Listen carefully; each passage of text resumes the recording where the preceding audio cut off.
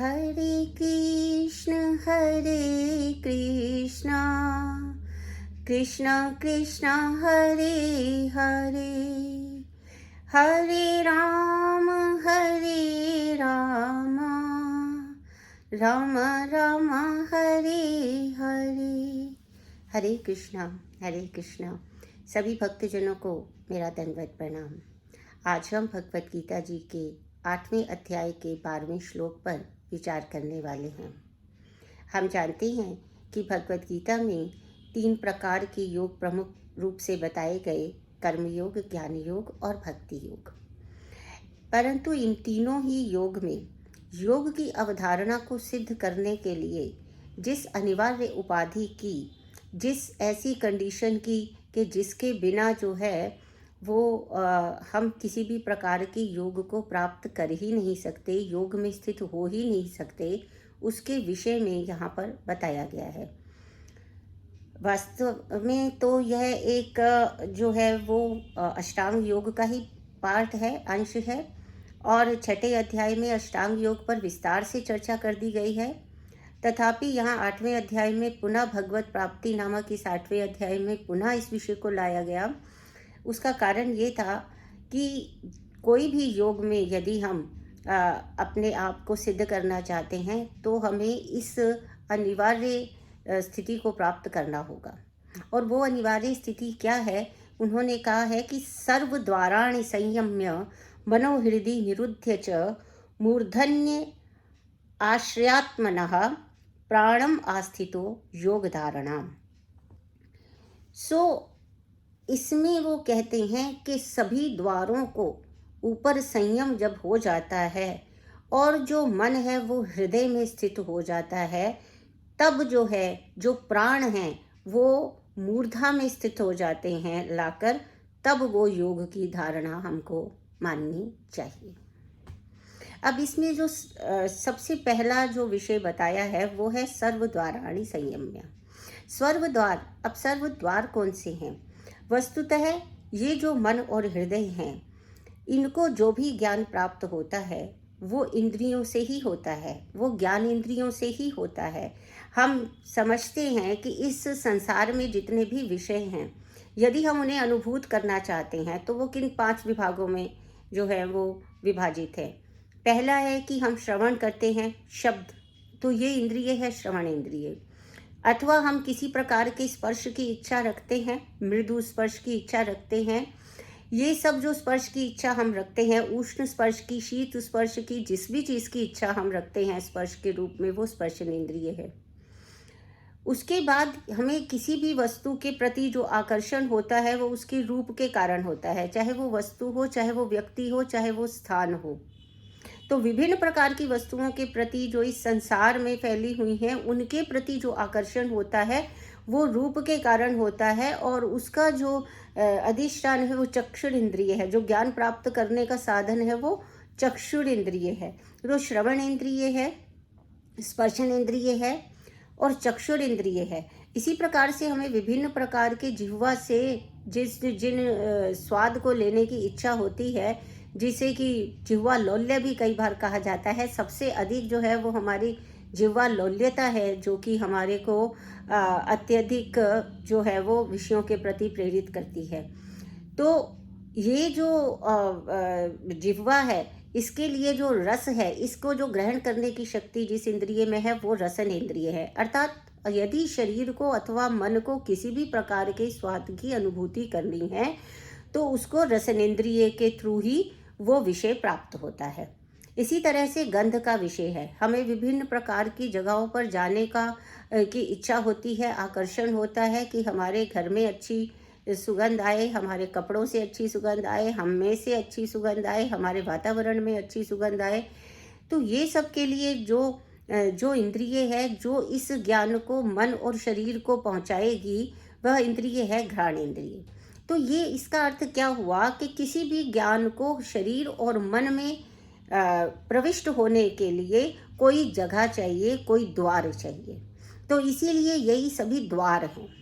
तो और यदि इन द्वारों पर हमारा बिल्कुल नियंत्रण नहीं रहता है या इन द्वारों पे हम नियंत्रण नहीं रख पाते हैं, तो निश्चित रूप से हम अपने मन को भी जो है वो नियंत्रित नहीं कर पाएंगे।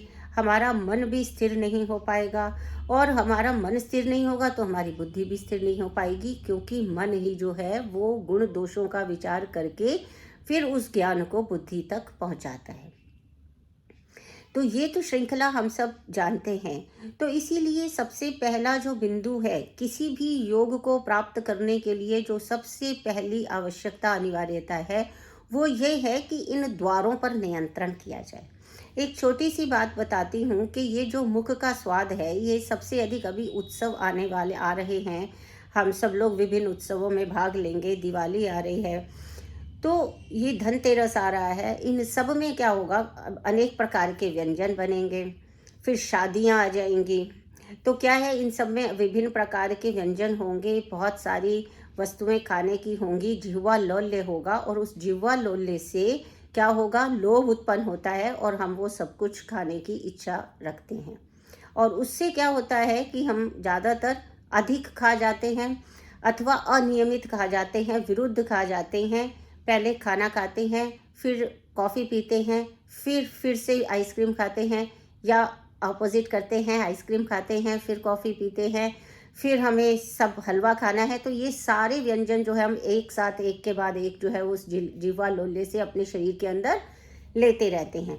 अब उससे क्या होता है कि हमारी जो अग्नि है, हमारा जो डाइजेस्टिव सिस्टम है, वो डिस्टर्ब होता है।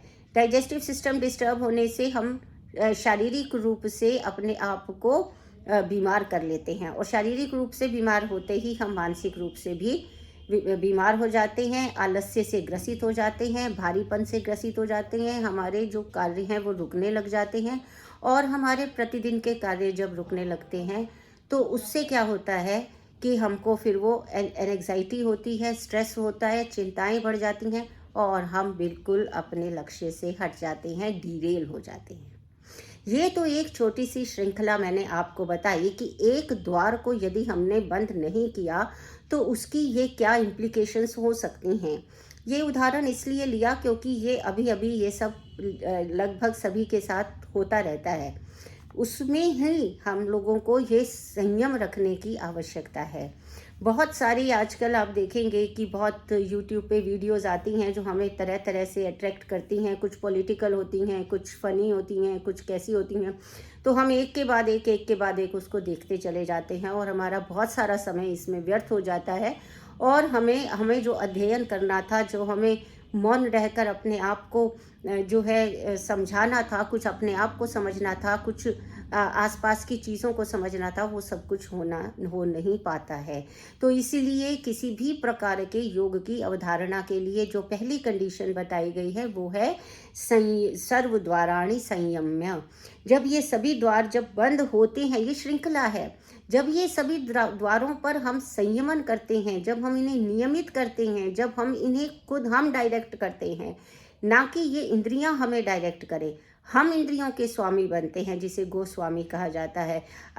हम लेकिन क्या हैं, हम सब गोदास हैं, अर्थात हम इंद्रियों के दास हैं। जो हमारी इंद्रियां करती हैं हम उसके पीछे भागते हैं, और हमारा मन उसी के अनुसार जो है वो चलता है, और फिर मन के अनुसार ही बुद्धि चलती है और हमारे निर्णय चलते हैं। तो इसीलिए जब तक हम इन इंद्रियों के ऊपर संयमन नहीं कर पाएंगे और इनको इंद्रिय भोग से विरक्त नहीं कर पाएंगे, हटा नहीं पाएंगे, तब तक किसी भी प्रकार का योग संभव नहीं है। चाहे तो वो ज्ञान योग हो, वो भी संभव नहीं है, क्योंकि उसमें हम अध्ययन नहीं कर रहे बल्कि इंद्रियों के विषयों के पीछे भाग रहे हैं। हम जो है वो कर्म योग नहीं कर रहे, क्योंकि कर्म करने के लिए हमने अपने पास समय ही नहीं छोड़ा है। हमारा सारा समय उन्हीं इंद्रियों में उलझा हुआ है कि कभी वो विषय हमें प्राप्त हुआ तो सुखी हो गए, कभी वो विषय हमसे दूर चला गया तो दुखी हो गए। कर्म जो करना चाहिए, जो कर्तव्य है हमारा, उसको करने के लिए हम समय नहीं निकाल पाते हैं। तो यहाँ पर एक चीज़ तो बहुत ही जो है वो तय हो गई कि इंद्रियों पर नियंत्रण जो है वो किसी भी प्रकार के योग के लिए सर्वाधिक महत्वपूर्ण है, और इंद्रियों को उसके भोग से हटाना, उससे विरक्त करना ही जो है वो योग का प्रथम सोपान है। उसके बाद जो है वो मन नियंत्रित होगा और उसके बाद जो है वो बुद्धि नियंत्रित होगी और हमारे निर्णय जो हैं वो सार्थक होंगे। तो अब यहाँ पर सवाल ये उठता है, अब इसमें क्या कहते हैं कि ये जो मन है इसको व्यवस्थित करना है, इसका समाधान करना है। जब हम इंद्रियों को नियंत्रित करेंगे तो तब मन जो है वो समाधि की ओर जाएगा, यानी हृदय में जाएगा। अर्थात उसका अब जो विचार है वो बाहर से हटकर, जो बाहर के विषय थे, जो उसको बहुत डाइवर्ट कर रहे थे, उसको भटका रहे थे, उन सब विषयों से अब वो दूर हो गया है। वो दूर होकर जब वो अपने अंदर स्थित हो जाता है तो उसे हृदय में स्थित होना कहते हैं। अपने वश में हो जाता है तब उसको हृदय में स्थित होना कहते हैं। तो मन सबसे पहले बाहरी विषयों को जब इंद्रियों ने हटा दिया तो मन वहां से हटकर मन के जो अन्य कार्य हैं, मन के जो अन्य विषय हैं वो क्या है? चिंत्यम विचार्यम ऊयम च ध्येयम संकल्पमेव च, यानी कि मन के जो अन्य कार्य हैं कि वो चिंतन करता है, विचार करता है, लक्ष्य रखता है, संकल्प करता है, अब वो उसकी तरफ बढ़ेगा, क्योंकि अब वो डाइवर्टेड नहीं है बाहरी विषयों की तरफ। तब वो अंतःकरण में प्रविष्ट होता है, क्योंकि हमारी इंद्रियां, अंतःकरण की जो इंद्रियां हैं वो क्या है? अंतःकरण क्या है? जिन्होंने अंतः इंद्रियां भी कहा जाता है, वो है मन, बुद्धि और अहंकार। जब बाहरी विषयों से ध्यान हटेगा तभी वो अंतःकरण में प्रविष्ट होगा, हृदय में प्रविष्ट होगा। और उसके बाद कहा है कि मूर्धा में प्राण को स्थित करना, अर्थात ये है कि प्राण जो हमारा है, यानी कि जो हमारी प्राण वायु है, उसका नियमन करना, ताकि हम अपनी जो हम श्वास ले रहे हैं उसकी गति का नियमन करना और उसको भी स्थिर करने की अपने अंदर जो स्किल है, जो एबिलिटी है, उसको डेवलप करना। तो मूर्धा में जब वो स्थित होता है तभी जो है वो योग की अवधारणा हो सकती है। परंतु हम जो ये भक्ति योग में सारी साधना करने के इच्छुक हैं और हम भगवत गीता को इसी दृष्टि से पढ़ने और समझने का प्रयास कर रहे हैं कि एक दिन हम जो है इस भक्ति योग में निष्णात हो जाएंगे। तो भक्ति योग के निष्णात होने के लिए, और ये जो कार्य है ये बहुत ही कठिन कार्य है, ये इतना सरल नहीं है जितना कि मैंने आपको बोल दिया और आपने इसको वीडियो को सुन लिया। ये बहुत ही कठिन कार्य है कि हम अपने आप को सारे विषयों से हटाएं। तो सुगम कार्य क्या है? सुगम कार्य जो है वो ऐसा माना गया है कि सुगम कार्य जो है वो भक्त कहते हैं, भक्ति वेदांत सरस्वती कहते हैं कि सबसे सरल काम है भक्ति योग। अर्थात अपने सारे चिंतन को कृष्ण भावना अमृत कर देना, अपनी सभी क्रियाओं को कृष्ण को समर्पित कर देना और प्रत्येक कार्य करते हुए केवल कृष्ण को ही ध्यान में रखना, यह सुगम कार्य है। और योग में स्थित होने का कलयुग में ये सबसे अच्छा उपाय है। और इसीलिए इसी जप का ध्यान करते हुए हम भगवान कृष्ण के चरणों में अपने सभी जो श्रद्धा सुमन है वो समर्पित करते हैं। हरे कृष्णा कृष्ण कृष्ण हरे हरे, हरे राम राम राम हरे हरे।